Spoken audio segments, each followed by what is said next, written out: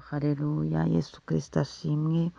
Ndabashoje mu izina rya Yesu, abo tubana mu mwanya wa niba turi buri gitondo, wowe uri hano mu gihugu cyacu cy'u Rwanda, bari ku migabane itandukanye y'isi, inshuti zanjye bakristo b'itorero Elayono Mountain Church mu Rwanda, duhereje Imana icyubahiro, izinze ijoro ikazingura amanywa, dushimiye intwari ku rugamba itabura uko ibigenza, dushimiye Imana itwitaho, Imana idukunda, dushimiye Imana yuzuye gukiranuka no kwera kwayo kwinshi, dushimiye Imana iduhisha, dushimiye Imana itugaburira, dushimiye Imana itwambika, dushimiye Imana isohoza amasezerano, dushimiye Imana intwari ku rugamba. Izina ry'Imana yacu rihabwe icyubahiro. Ndabashuhuje bene data, Imana ibarebe neza, Imana ibagiriye neza, Imana ibishimire. Umunsi nk'uyu uhure n'igitangaza cyawe, umunsi nk'uyu wibukwe n'Imana, umunsi nk'uyu ubone ukuboko kwera kw'Imana. Imana ishimwe. Nagusuhuzaga mu izina rya Yesu Kristo, muri kumwe na Bishop Leonir, umushumba w'itorero Elayono Mountain Church mu Rwanda. Dukomeje kuba mu bihe byo gusenga, turacyavuga kuri teme yacu ivuga ngo ukuri ni umuco mwiza Imana idusaba kugira mu mibereho yacu yose. Ni ukuri, nuhinduka umunyakuri uzaba ufite indangagaciro ya gikristo. Imana igusaba guhinduka umunyakuri, kuko iyo umuntu atari umunyakuri aba ari umunyabinyoma. Iyo umuntu atari umunyakuri aba abasha kwica n'abantu, kuko ashobora kubeshya azi ko arimo gukina, ariko uwabeshye akubeshyera ugasanga kugiriye nabi cyane. Rero icyo gihe umunyabinyoma aba ari umukozi wa Satani. Imana rero idusaba kuba abanyakuri. Imana idusaba kugira ukuri mu mibereho yacu. Imana idusaba kugendana ukuri. Imana idusaba gukora ibintu biri mu kuri. Imana idusaba yewe guhinduka abakristo, kuko twasanze Yesu Kristo ari we nzira n'ukuri n'ubugingo. Imana ishimwe. Rero nyemerera aka kamwanya dusome ijambo ry'Imana, Imigani ibice 10. Imigani ni ibice 14 umurongo wa 25 twihuse. Dusome mu izina rya Yesu Kristo.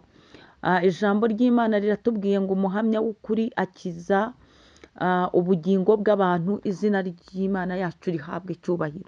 Umuhamya w'ukuri, umuntu uvuga iby'ukuri, akiza ubugingo bw'abantu. Umuhamya w'ukuri akiza ubugingo bw'abantu. Wowe ushobora guhagarara ugahamya iby'ukuri, ukiza ubugingo bw'abantu. Wowe rero wumva uharanira, wowe wumva wanga ibintu by'ibinyoma, Imana iguha umugisha, kuko burya hari benshi ukiza.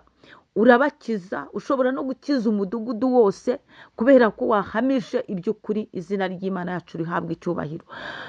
Ijambo riravuze ngo ari kuvuga ibinyoma arashukana. Umuntu uvuga ibinyoma arashukana. Urumva, hari umuhamya w'ukuri ukiza ubugingo bw'abantu, ariko hakaba n'undi muntu uvuga ibinyoma agashukana. Imana idusangiye muri aka kamwanya. Birashoboka yuko wowe uvuga ibinyoma utazi yuko bifite igisobanuro ku buzima bwawe. Uretse n'igisobanuro, ntago usobanukirwa ko ibyo binyoma byawe ari ibikurimbura, ari ibirimbura ubugingo n'umubiri. Iyo mvuze ngo birimbura n'umubiri, ni uko iyo uri umunyabinyoma sosiyete ntikwizera nyine, kuko uba ukorera Sekibi, uba ukorera Satani. Iyo uri umunyabinyoma abantu barakwitaza bakugendera kure. Iyo uri umunyabinyoma abantu baraguhinyura. Ubwo rero uba uri kurimbura n'umubiri wawe n'imibereho yawe n'iby'abazagukomokaho bose. Ikigukwiriye ni ukwihana ururimi rw'ibinyoma.